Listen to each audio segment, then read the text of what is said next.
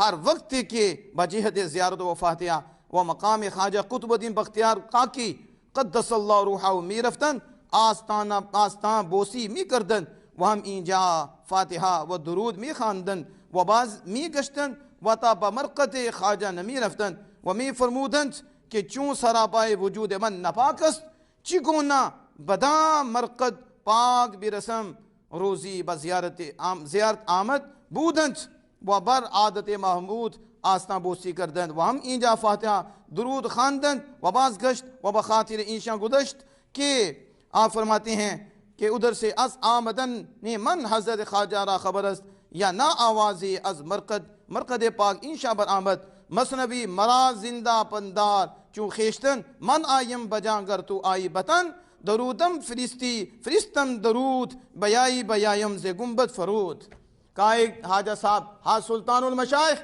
حاجہ نظام اولیاء علی رحمت الرحمن بڑے مؤدب تھے.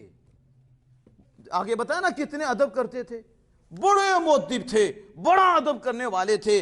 جب آپ خواجہ خواجگاں خواجہ قطب الدین بختیار کاکی جو آپ کے دادا مرشد ہیں اور بابا فرید الدین گنج شکر رحمہ اللہ تعالیٰ کے مرشد پاک اور خواجہ محی الدین چشتی اجمیری رحمہ کے خلیفہ خواجہ قطب الدین بختیار کاکی قدس اللہ روحہ آپ کے روضہ پاک کی زیارت کے لیے جاتے تو کیا طریقہ ہوتا؟ کہتے جب آپ ان کی روضہ پاک کی زیارت کے لیے جاتے تو آستانوں کو چوم لیتے.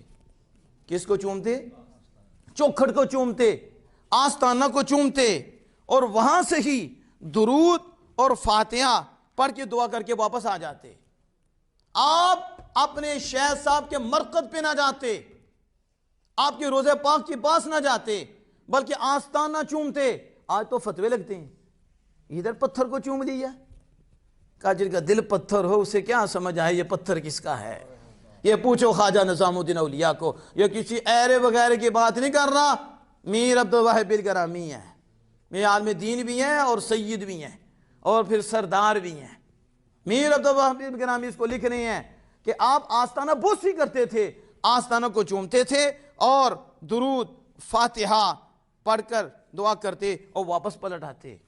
اور خواجہ صاحب کے روضے پاک پہ نہ جاتے تو کیا کہتے؟